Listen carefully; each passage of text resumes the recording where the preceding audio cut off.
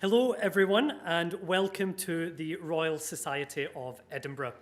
My name is Dr. Gary Kerr and I'm a member of the Young Academy of Scotland, which is housed here inside the RSE. And welcome to the RSE's Curious programme.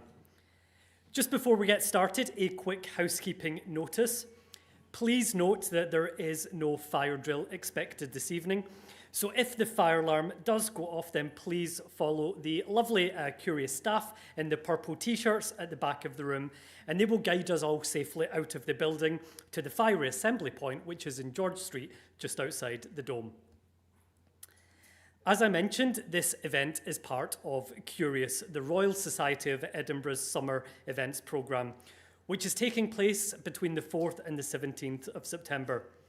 It features a series of events from talks and tours to workshops and exhibitions. This year's theme is Under the Surface, and this encourages all to delve deeper, to question further, and to look again. And tonight, we are going to do exactly that. So you are in for an absolute treat this evening with a fascinating talk by the wonderful Professor Antonella Sorace. Professor Sorace is a Professor of Developmental Linguistics at the University of Edinburgh. She is internationally known for her research on bilingualism across the lifespan, on language typology, and on gradients in natural language, where she brings together a range of methods from linguistics, experimental psychology, and cognitive science. Antonella is committed to public engagement and is the founding director of the Centre for Bilingualism Matters, which currently has 34 branches across 4 continents. So, without further ado, please join me in putting your hands together to give a very warm welcome to Professor Antonella Sorace.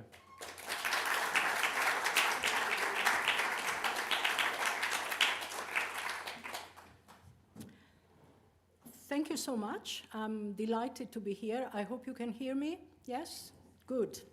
Yeah, I'm absolutely delighted to be here with you tonight and tell you a little bit about, not only about my own research, but, about the research that is done in this field and particularly the comparison between multilinguals and monolinguals that, as we'll see, underlies much of current research. And it shouldn't. So I hope that, at the end, you will agree with me that this is not the right thing to do. Let me tell you, yes, I do research on multilingualism across the lifespan. I'm myself probably quadrilingual.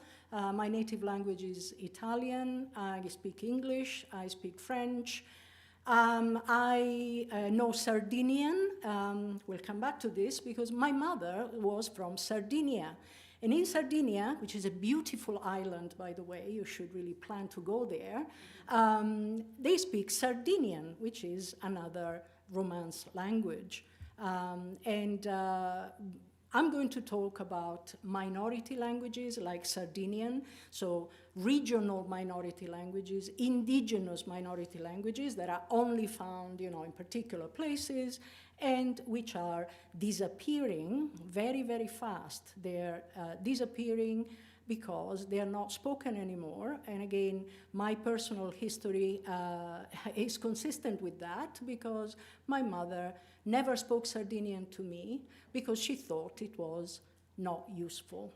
Not a useful language. I had to learn standard Italian, of course, because I lived in Italy, and English, because English is useful. But not Sardinian. So we're going to look at this kind of ideology underlying minority languages. So this is a rhetorical question, obviously, monolinguals versus multilinguals. Who wins? Guess who?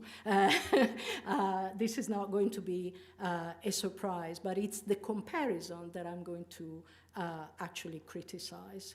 So some definitions, first of all. Bilingual or plurilingual there is a discussion at the moment about the correctness of using the term multilingual instead of plurilingual, because I thought they were interchangeable, but in fact, now it seems that people are using the term plurilingual to define individuals, so people who speak more than one language, but the term multilingual defines areas, regions, territories where multiple languages are spoken. Anyway, I'm not going to stick to this distinction very, very religiously.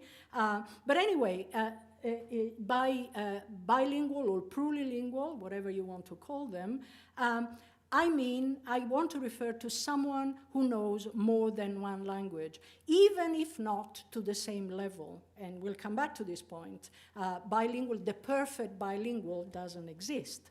And so a bilingual is not two monolinguals in one.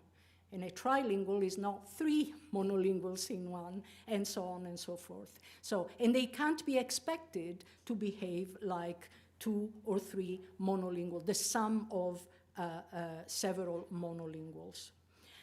However, as I said at the beginning, monolinguals have been the point of reference for research on bilingualism, but also for public policies about bilingualism. I'll come back to this because I work both on research but also on public engagement, on the public understanding of multilingualism and bilingualism. And so I'm aware of how widespread these concepts are.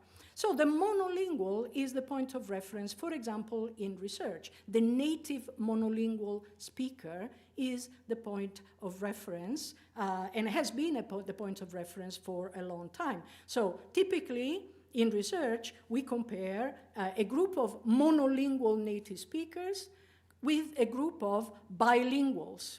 So, and the assumption is that we are comparing homogeneous groups, so a group of, monolinguals or the same, more or less, and a group of bilinguals, all comparable. And when we find a difference between the two groups, that's evidence that we can use to defend, to support whatever claim we're making. So that comparison between monolinguals and bilinguals has been absolutely fundamental for research. And in fact, this goes back quite a while. In fact, most linguistic research in the Western world, which is where most of the research gets funded, particularly in monolingual countries, countries that, for political, economic reasons have, their official language, and that language is in the past was often imposed on people. So much research is done in the so-called Anglosphere, where English is the language. So the United States, the United Kingdom, and so, the native monolingual norm is an absolutely basic concept, particularly in these countries, monolingual Western societies, or at least, it's a little bit of a fiction that these countries are monolingual, because, as we know, there are many languages that other languages, so both regional minority languages, but also languages introduced by migration. So we live more and more in multilingual communities, but these countries are considered as English-speaking countries, French-speaking countries, German-speaking countries, and so on. So the concept of the monolingual norm. And when it comes to studying second language learning, for example, if you learn a second language as an adult, then the point of reference is, again, the monolingual norm. You have to try and speak like a native speaker of that language. And I'm as guilty as anybody else. I've done a lot of research on second language learning, second language acquisition, and that's a scale that I've often used. I don't use it anymore. So, we change in our life, and that's good that, we are sensitive to changes. So the highest level on that scale is called near native speaker. And the term near native already suggests being almost there, being, almost, like a native speaker, but not quite.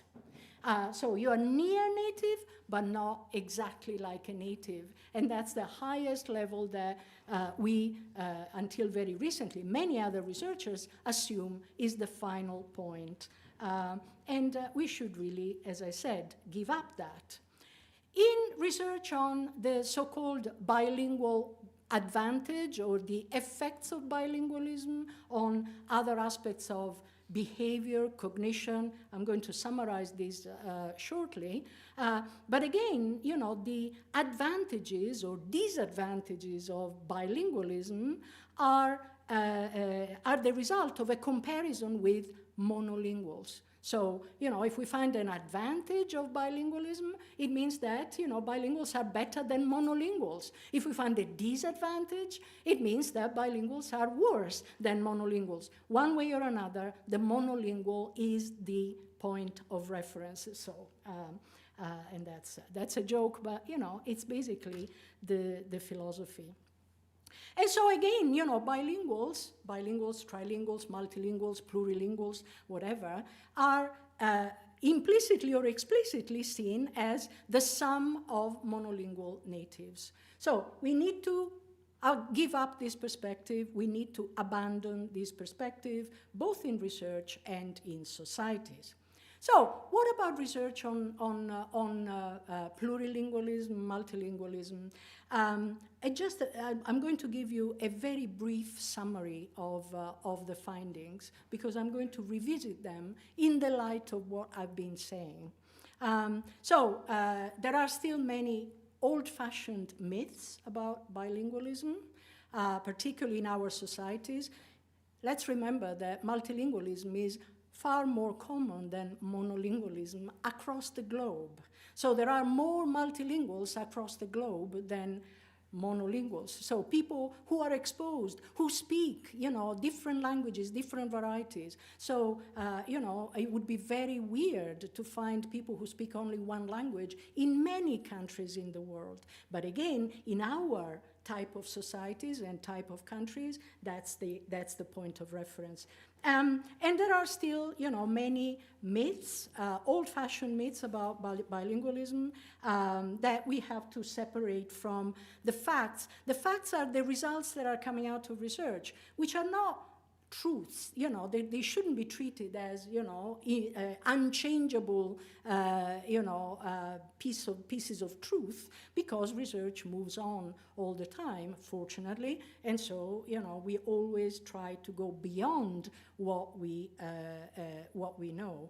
But increasingly, we also have to distinguish between science and science fiction. So again, my public engagement work, often puts me in touch with misunderstandings or misreadings of current research that go in the opposite direction, often from the old misconceptions. And I'll explain what I mean very soon. So we are at an interesting time where we still have the old misconceptions, but we have some new misconceptions that arise out of the misreading of research. So what are these distinctions between myths and facts? So very, very quickly, for children, and I'm going to talk mostly about children today, not about adults and adults learning other languages. If you have any questions about adults, I'll be happy to answer. But the rest of my talk is going to be concerned mostly with child bilingualism. So the idea that a bilingual child is confused. They don't learn any language properly, so it's better to wait until, one language is fully mastered before you introduce another language, right? Many people still ask that question. A bilingual child, particularly if they come from a different country, they are guaranteed and expected to have problems at school because they don't know enough English, for example, if they come here.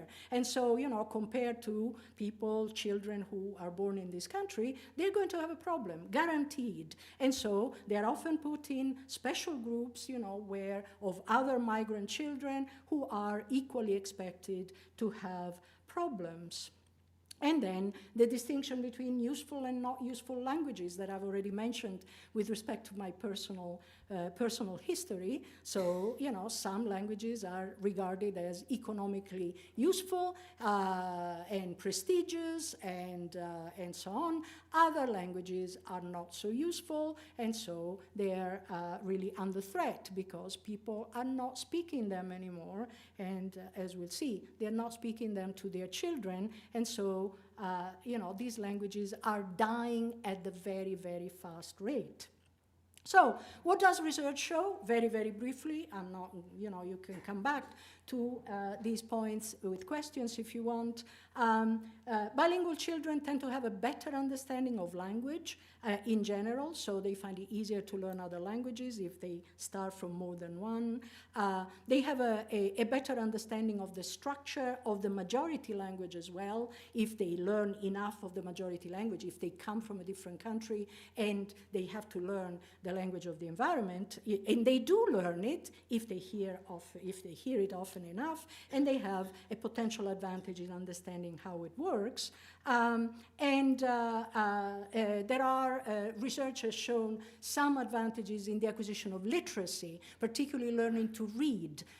Certain aspects of the acquisition of literacy are facilitated by the fact of having more than one language in the brain.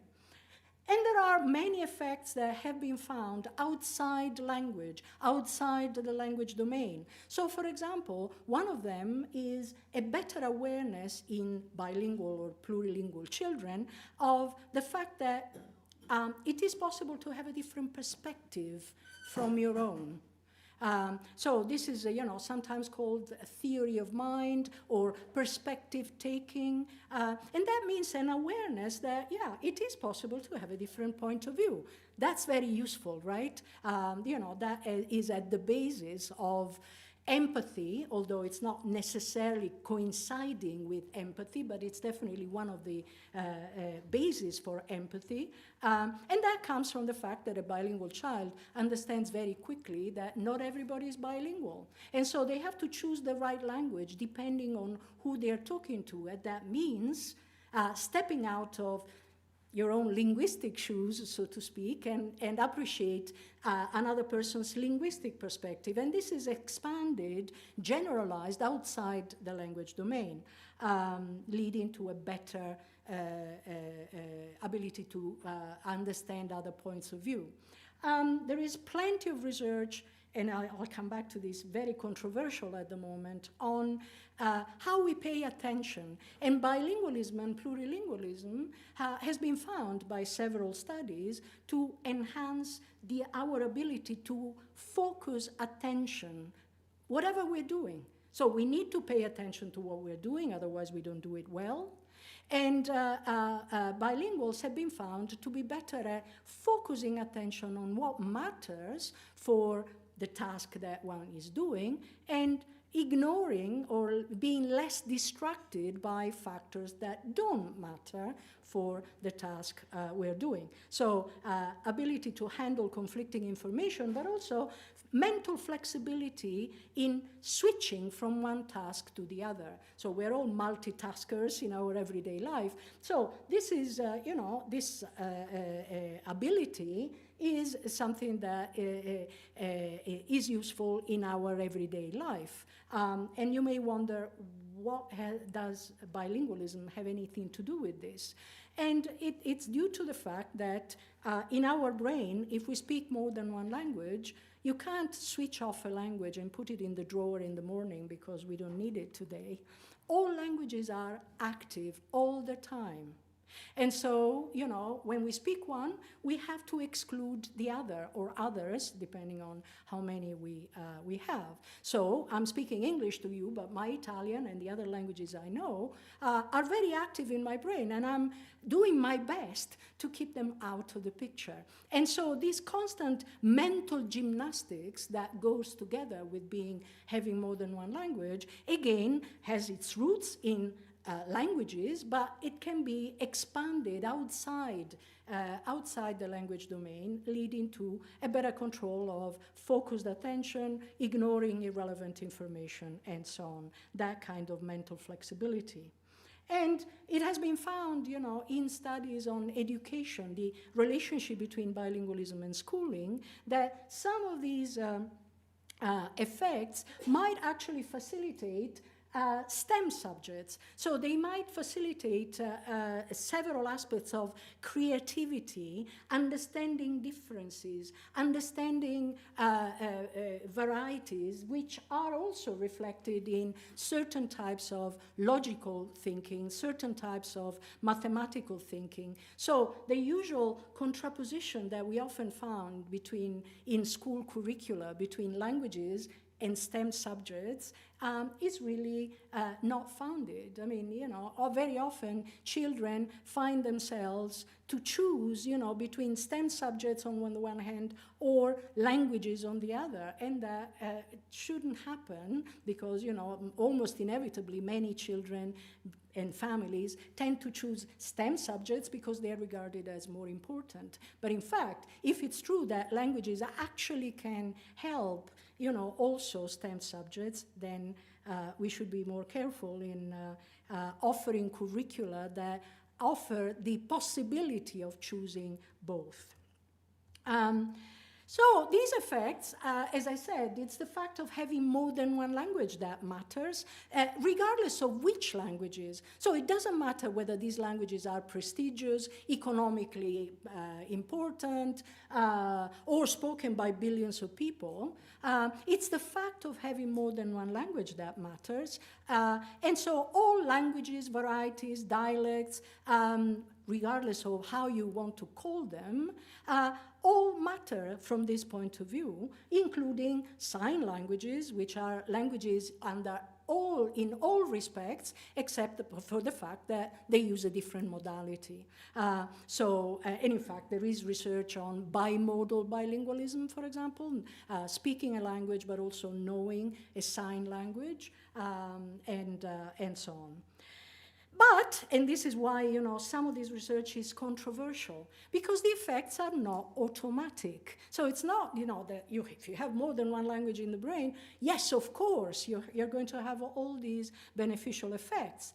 These benefits are not always found. And in all research, all fields of research, as research moves on and more studies are done and so on, then contradictory results start appearing, or lack of results, you know, in some studies, and the presence of results in other studies, and that is absolutely normal in all fields of research. It's happening in the field of bilingualism, research on bilingualism.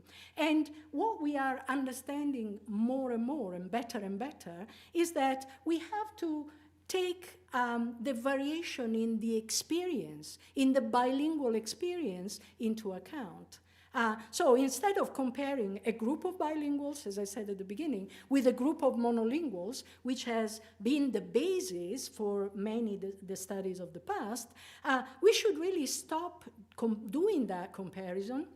And instead of comparing, you know, bilinguals with monolinguals, we should actually compare people according to their degree of bilingualism or multilingualism. So on a continuum that ranges from less bilingual to more bilingual, defined by many, many different factors. I'm going to mention some, but I think, you know, it's fair to say that, you know, in research, we're still trying to understand the effect of these factors and how these factors interact in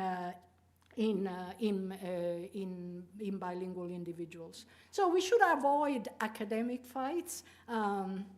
And academic fights happen not only in the field of bilingualism, they happen in other fields as well. So, people competing, no, yes, these effects exist. No, these effects don't exist. Wait a minute, let's try to understand why the effects are found, in some cases, but they're not necessarily found in other cases. So we need to understand the modulating factors. For children, for example, the degree of parental attrition, I'll come back to this at the end of my talk.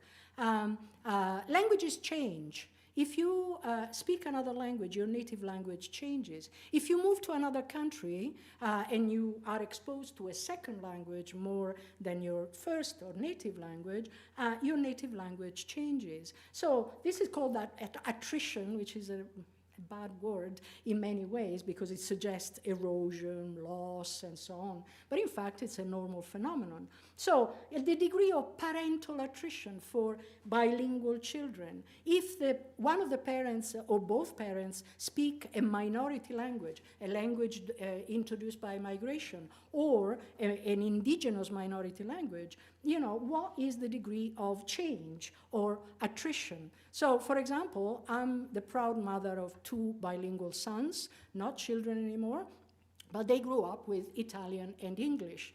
But the Italian they heard from me is not the same as the Italian I heard from my parents while I was growing up. I was born and raised in Italy, because, they were born here. And so, my Italian had already been undergoing changes.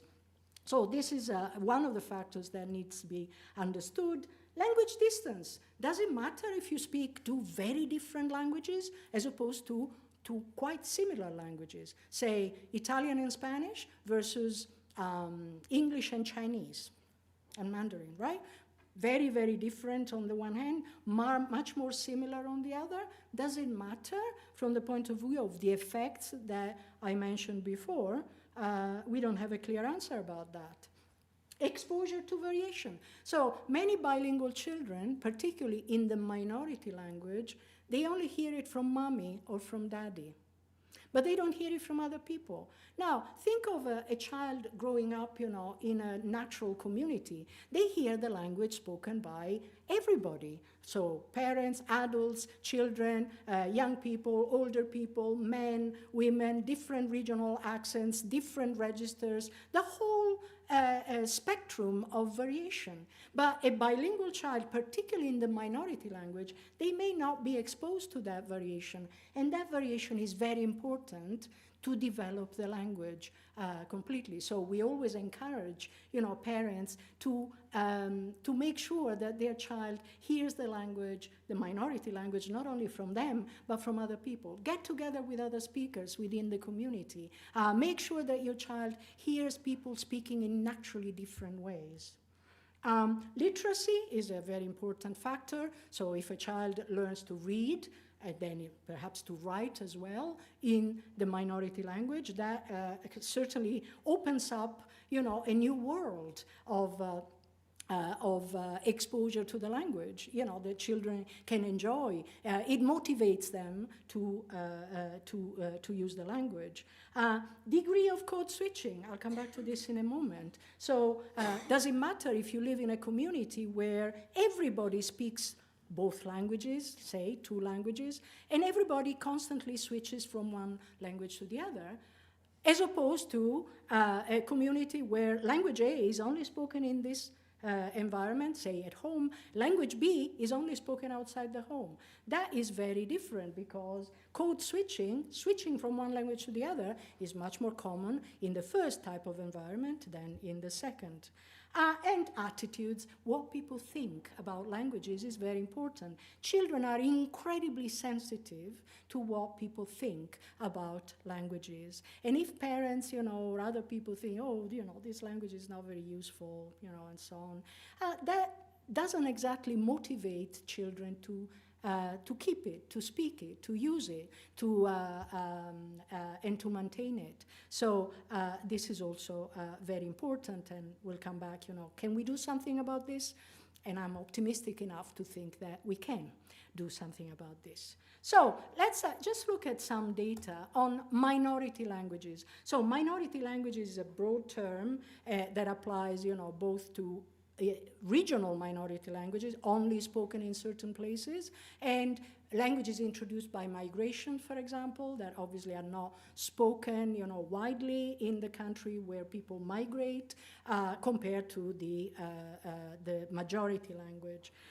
Now, the effects, some of the effects that I mentioned before are not always found in minority languages, the minority languages that have been studied. So, just to give you a few examples, Sardinian Italian, yes, some effects have been found. Gallic English, yes, the effects have been found. Frisian Dutch, yes and no. The effects, have been found sometimes, but not all the time. Welsh English, no effects found. Cypriot Greek and Greek, yes, the effects are found. Catalan Spanish, no, the effects are not found. And Basque Spanish, no, the effects are not found. Now, this is quite a range of, regional minority languages with different political systems. Obviously, not all these languages are treated the same in the countries where they are spoken. But it's interesting that, the effects are found not across the board, but only in some cases. So one of the questions that arises is why? Why do we find this variation? And one of the things that we might want to consider is how these languages are used in context by people. So we can distinguish between dual language context, where both languages are spoken by the majority of people. Now you may say, well, that's not true of Welsh, and so on. But to some extent it's true. So, and if you have a community where both languages tend to be understood and spoken by many people, the effects are not found in Welsh English, they're not found in Basque and Spanish, they are found in Catalan and Spanish. But as opposed to single language contexts where the two languages are really divided because language A is only spoken here, language B is spoken in a different context. So at home, for example, like Sardinian is only spoken at home, and Italian is spoken outside the home in Sardinia. So, and these are the contexts where the effects tend to be found more often than in the other type of context. So, Sardinian Italian, Cypriot Greek and Greek, Gallic English, and Frisian Dutch. So this seems to be, a variable that actually matters. And in fact, there are studies, psychologists that have tried to explain this. So, in dual language context where everybody understands and speaks, both languages, or most people speak and understand both languages, there is much more switching and less need to exclude one of the languages, because you can assume that everybody speaks both languages. So you don't need to actually exclude one of the languages very strongly, as opposed to single language context where, yes, you do, because if you are in Sardinia and you speak Sardinian outside, people may not understand you because it's a home language. And so when you're at home, you try to push out Italian. When you're outside the home, you push out Sardinian. So that kind of inhibition or exclusion of the other language applies more strongly. And so this really shows that typological distance matters, but social practices, attitudes actually matter to define the presence or the absence of certain kinds of effects. And language distance, as I already mentioned, so you have more similar languages on the one hand, so Catalan Spanish, yes, the effect is found, Sardinian Italian, the effect is found, Cypriot Greek and Greek, yes, and Frisian Dutch, similar languages, the effects tend to be found, but more dissimilar languages, the effect doesn't seem to be found to the same extent. So Basque Spanish, they're very, very different. Welsh English, they're more similar but also different, and Gaelic English, unlike the first two groups, the effects are found. So language distance is another factor that we need to take into account, and what we call cognitive control adapts to the perception of language distance. So if you have typologically similar languages, you need to apply more inhibition or to keep them apart.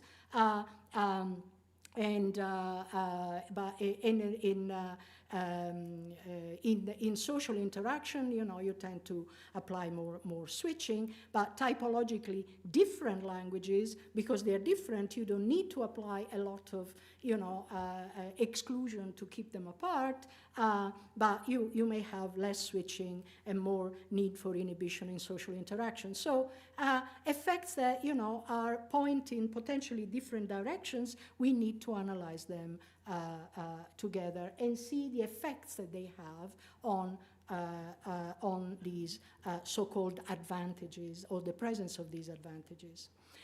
Another thing that I want to mention is the children's perception of their languages. And this is a study we did a few years ago on bilingual children in Scotland. And we did this in collaboration with sociologists.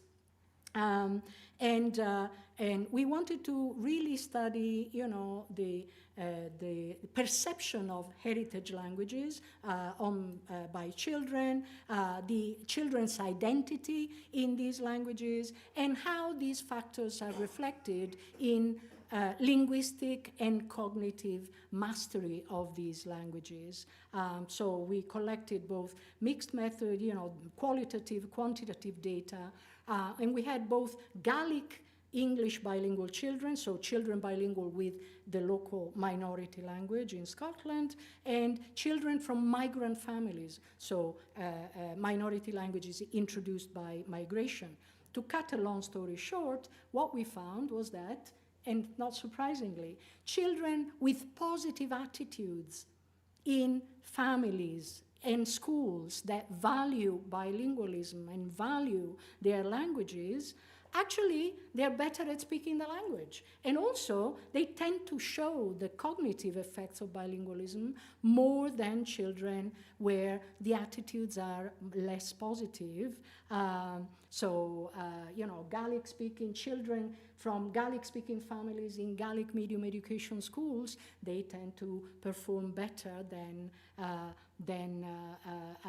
other children. And this study actually put us in touch, with sometimes, children's reactions that we didn't anticipate, even in languages where you wouldn't expect children to have negative attitudes. I remember a child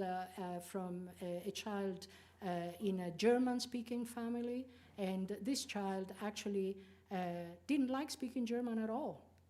But he said to us, "Please don't tell my mom and dad, because they don't know this." So we had permission to have interviews with children, without the parents, without the teachers. And we came across, these really strong emotional perceptions and reactions on behalf of, by children. So these really need to be taken into account, and we need to make children proud of their languages. This is one of our tasks in public engagement through the Bilingualism Matters Center that I started, because these positive attitudes, positive perception of the languages, and they're being bilingual in these languages, is actually vital for active bilingualism. And for minority languages, there's another big obstacle, and this is an obstacle not on behalf of children, but on behalf of grown-ups, adults. Let's call it purism. So, many adults, particularly the ones who care about these languages, and very often people who do policy about these languages, they think, this language is degenerating. The language is going down the drain. It's not spoken as well as it used to be, right? So, and also these misconceptions. A child who speaks Sardinian can't speak Italian well, right? A child who speaks Gaelic is not very good at English, right?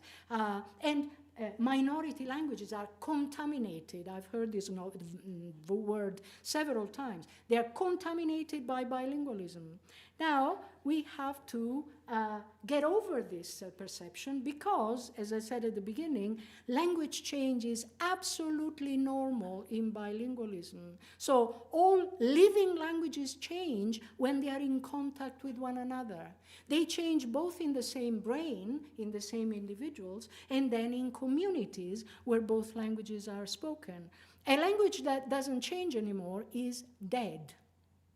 And more languages are dying, or they're essentially dead, so no more changes are expected. But if a language is lively and still spoken, that language can't be expected to be spoken, in the same way as 2 generations ago. So change is not loss, change is not contamination, it's absolutely normal. It's not deterioration of linguistic standards. And this is absolutely fundamental from the policy point of view to encourage the survival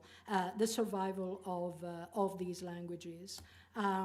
So in first-generation speakers, for example, who moved to another country, I'm a case in point. I left Italy many years ago. Obviously, I wasn't exposed to Italian as much as before. So I wasn't exposed to the natural variation in the Italian community because there was no Italian community anymore around me.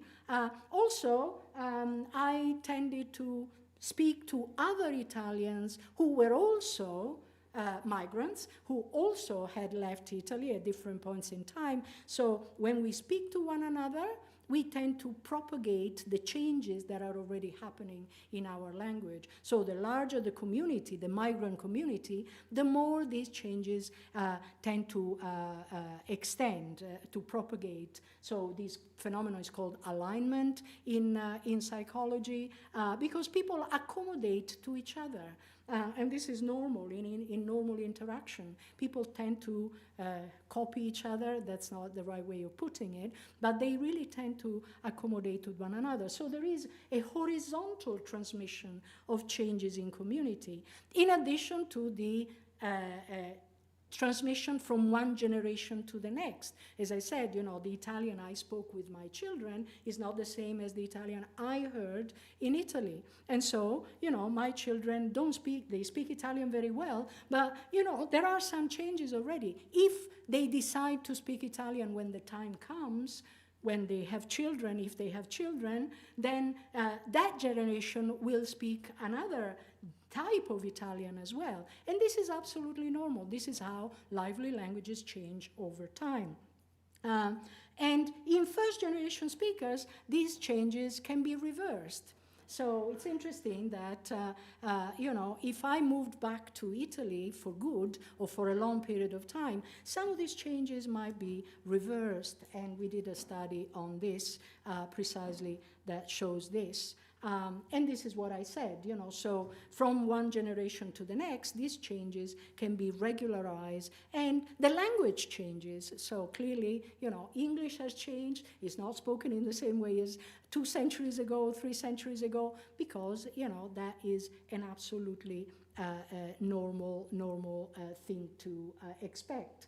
And we are doing research in my group on the relationship between changes in your native language and level of attainment in the second language. And there seems to be a very nice relationship between the two. So, because, there are similarities between the way, speakers under attrition behave, so in my Italian, for example, and the way learners of the same languages behave. So learners of Italian who come from a different language background and who have reached a certain level. So there are convergences, and those convergences seem to suggest that the two phenomena are related. So there may be two sides of the same coin. So change is necessary to achieve productive bilingualism that is really effective in communication. And that's one more reason why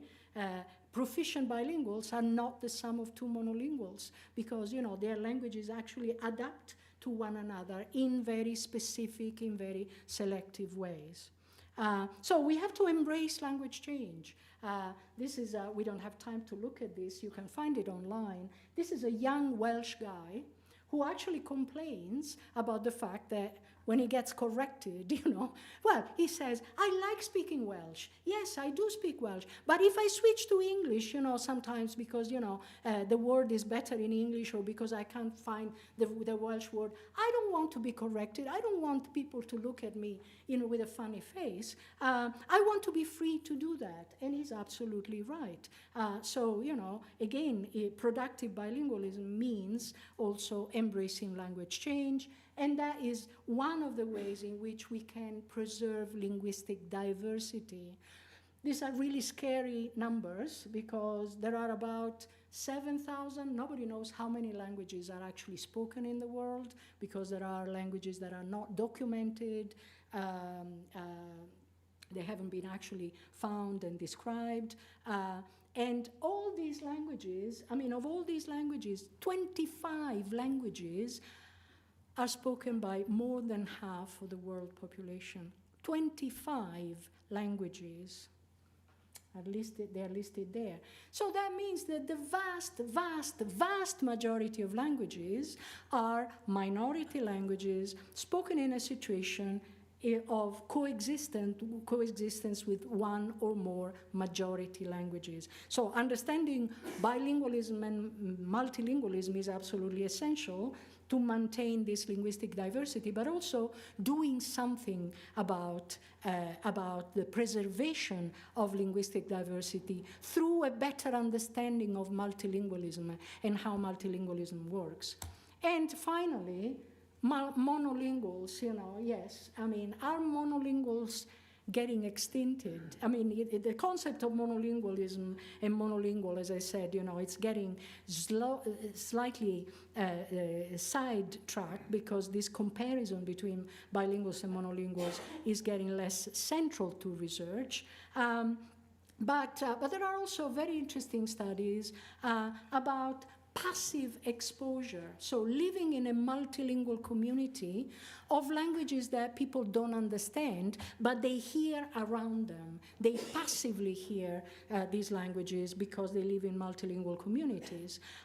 So there was a famous study done in the States where Californian Americans who define themselves as monolinguals. Oh, I don't speak any other language, I only speak English, but California is fairly multilingual, so there are many languages around, these people, as opposed to central Pennsylvania, where again, these Americans define themselves as monolinguals, but they were not surrounded by many languages because it's not Philadelphia, it's central Pennsylvania, where language diversity is much reduced compared to California.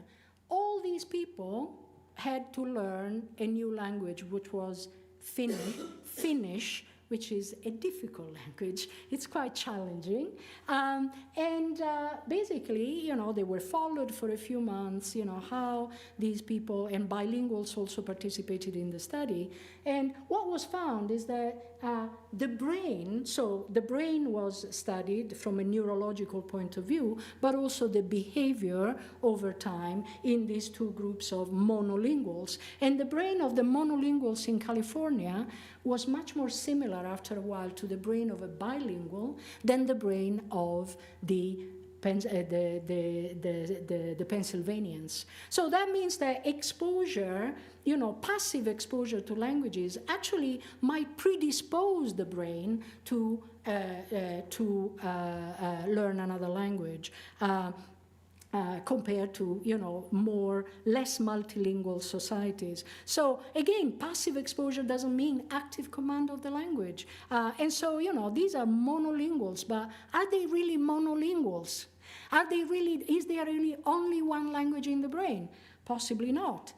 otherwise we wouldn't explain these effects. And similarly, a study we did in Scotland on multilingual classrooms, where we actually compared more multilingual classrooms with less multilingual classrooms. So classrooms where more than 50% of pupils were from other language backgrounds, as opposed to only 5% of pupils were from other language backgrounds. And we followed them for a year, and everybody had to learn Spanish as the new language. There were no Spanish speakers in any of these classrooms. Spanish was a new language for everybody, and we gave them cognitive tests, linguistic tests over time, and what we found was that a greater number of multilingual children passed the Spanish and the cognitive tests, even if many of them were still learning English actively, depending on when they had migrated to Scotland with their family. But also, most interesting of all, there was a trend. A trend means results that need to be confirmed by further research. Where monolingual children in more multilingual classrooms, so surrounded by children who spoke other languages, in an encouraging environment that actually stimulated children's curiosity, natural curiosity towards each other, actually those children performed better than those in less multilingual classrooms. So again, being surrounded by multilingualism in a positive environment can actually have some effects that we still need to understand, to fully understand, but it means that, again, you know, monolinguals who are never ever exposed to any other language, they don't hear any language at all, where are they? I mean, maybe they're, you know, just very old people, you know, hermits on top of a mountain at this point. You know, if we really want to look for the real monolinguals, they're getting rarer and rarer. So I'm coming to an end, you'll be pleased to hear. So we need to, if we want to encourage multilingualism, plurilingualism in societies, we really need to, and we should do that, not only because there are, you know, social, cognitive, linguistic effects, but also to preserve linguistic diversity, which is also cultural diversity. Behind every language, there is a culture. And losing linguistic diversity really means, you know, that humanity gets poorer because cultural diversity is lost. So we really have to encourage multilingualism from all points of view, and we think that more information can lead to better decisions. And so we are trying to build bridges, not only across, in research, across different fields of research, but also between research and society, because people find themselves making decisions all the time about their children, about their students, about their patients, about their policies, about their daily life, their daily behavior. And they often do it on the basis of misconceptions, either old misconceptions, as I said at the beginning, but also new misconceptions, such as a bilingual child is more intelligent. And I've heard this several times. So if you give more than one language, your child turns into a genius, right? Or, you know, if you are multilingual, you don't get dementia when you're older. You know, when I get asked this question, I always say, I wish that was true. That would be fantastic. Unfortunately, it's not true. That's a new misconception that is arising out of misreading of research. So we need to construct bridges, and that's why Bilingualism Matters exists, and now it's very big. I founded it as a local service, but now there are many, many more people involved in Bilingualism Matters. And we really try to communicate research to people in very, very different sectors of society. And we learn a lot from doing this. We learn to do research better as researchers. We learn to understand bilingualism in context much better than we would otherwise. And we have a fantastic international network now, 34 branches. Most of them are in Europe, as you might expect, but we also have 5 in the United States, 1 in Canada, 1 in Australia, and one in China and one in the Middle East, and many, many expressions of interest. And this is good because it allows us to look at bilingualism and multilingualism in very different types of societies, different languages, different language combinations, different political contexts, different political decisions. So this is really very, very informative for us. And if you want to know more about bilingualism research, this is a book that has just come out that I wrote with two colleagues. We wrote the original version in Italian. It's been translated by Cambridge University Press, and it's just out now. And we tried to summarize some of the research in an accessible way. And at this point, I just want to say thank you very much for listening. And I'm curious to know if you have any questions. Thank you.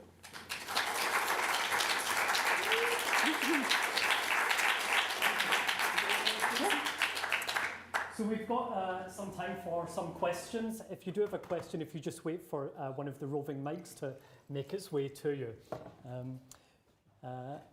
Just whilst you're maybe thinking of your question, maybe I can start off just by thanking you for an amazing and insightful presentation. I was wondering, as I was listening to your presentation, on whether you would have any advice to give parents who were trying to raise a bilingual child. Well, yes. But again, you know, it's not the same kind of advice. I mean, you know, because as I said, the variety of situations, you know, and types of bilingualism is quite wide, right? So in research, we are trying to understand, you know, these factors, you know, the bilingual diversity along a continuum, as I said. So it's not the same kind of advice that we need to give to all families, because it depends on, you know, the families, the languages, their level of education, you know, where they live, what their experience, you know, as parents is, and so on. But, you know, there are certain common you know, similar pieces of advice that we can give. You know, one of them is, any language is good. Yep. Any language, variety, dialect, you know, no matter how you want to call it, all languages, varieties, dialects are good and worth maintaining.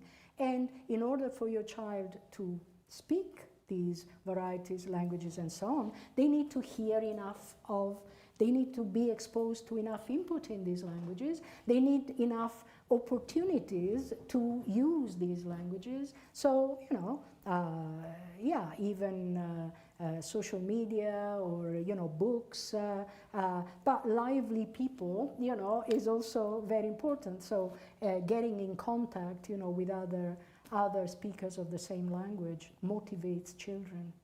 Absolutely. And we've got a question here in the audience. Thank you very much, Professore. That was really, really interesting. It raised a lot of questions in my mind. So my first language is Scottish Gaelic. I didn't really learn English until I went to school. And from then on, the process of education was designed to discourage speaking anything other than English. Mm-hmm.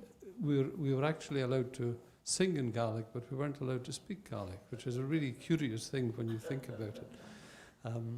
And I think things are much better now. This was in the 50s and 60s, so things are much better now, although the use of Gaelic in the community, as you know, has declined considerably. So my question was, you can now learn languages using all sorts of internet-based platforms, and one of the interesting things that's happened in Gaelic is the use of Duolingo. So there are now many more people using Duolingo to learn Gaelic than there are people like me or native Gaelic speakers. I just wondered what you thought about that and how it fits into the models of multilingualism that you've been talking about.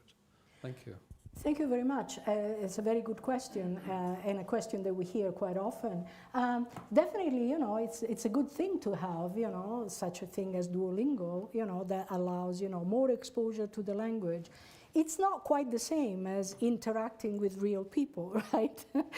Because, using Duolingo, it's more passive, obviously, but it can be one factor that helps maintaining the language or developing the language further, possibly not the only one. So real interaction, would be better. For Gaelic, we're doing quite a lot of research also, again, on the perception of Gaelic, particularly in Edinburgh, students who go to Gaelic medium education. And of course, most of them don't come from Gaelic-speaking families because Gaelic is not spoken here. So they learn Gaelic at school. There's no doubt about it. They learn it very well. But then when you ask them, do you actually speak Gaelic outside school and so on? Most of them don't. What matters in their young people's lives is English.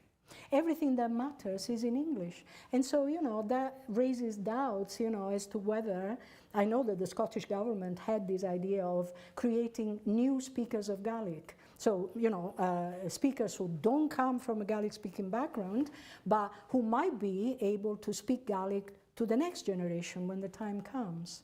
And, given these results, we wonder whether these young people will decide to speak Gaelic when their time comes, because it's English that really matters in their lives. They have very positive attitudes towards Gaelic, obviously, and they learn it very well, but it's not really part of their lives. Great. We've got a question just up, one here, and then we'll take one at the back as well. Does the critical age hypothesis of, if you start learning the language before the age of 6 or before the age of 12 or 18 or whatever those are, those sort of cognitive plasticity dates, is that still something that people believe, or is it something that we're fighting? Is it still something that policy that feeds into policy? The critical period hypothesis was definitely very lively when I was a student, for example. And, and the idea that, there's a cutoff point around puberty where, if you learn a language before puberty, you can learn it well, you reach a high level and so on. After puberty, it becomes more difficult, you need to study it, you can't learn it naturally. Now, reality is much more nuanced than that. Fortunately, right? Because, first of all, there's no evidence that the cutoff point is really puberty. And in fact, some people still talk about a critical period, but much longer. So critical period extending to, the late teens or, around the age of 20. At that point, though, it becomes ambiguous because obviously, it may not due to big changes, neural changes or cognitive changes that make it more difficult to learn languages. It's changes in life. I mean, a 20-year-old is, a young child has the luxury of being fully immersed in a language. And they don't have a job, they don't have a family, they don't have other things to worry about compared to even a young adult and certainly, an older adult. So is it really a cognitive change that prevents people from learning languages well, or is it more, sort of life changes that make it more complicated? It seems that from the brain point of view, it's still possible to learn a language very well if you start as an adult and if you enjoy optimal conditions. Can we ask a question from one of the online audience as well, please? It's from Izzy, and she's asking, what are the effects of bilingualism on autistic children? Are these effects still similar in those children? Okay, there's quite a lot of research on bilingualism in atypical conditions, right? So autism, would be one of these conditions. And autism is a wide spectrum, as we know, so there's not just one type of autism. Most of the research on the connection between autism and bilingualism has been done on highly functioning autistic children and then adults. So in many cases, the families of these children are still advised to avoid speaking more than one language because it might interfere or, with the condition. There's no evidence for that, actually. There's no evidence that bilingualism cures the condition. I mean, so we don't want to exaggerate in the other direction, but there's no real evidence that autistic children can't learn more than one language. Absolutely none.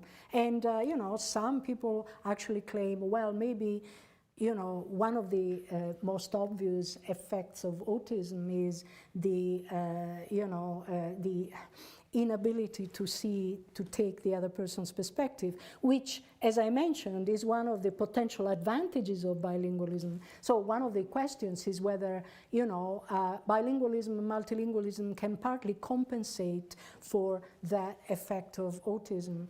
The research is not conclusive on this, but definitely there is no evidence that bilingualism is bad for autistic children. Thank you, and we're almost out of time, but I could take one final question from the lady at the back if you've still got your question. Yes.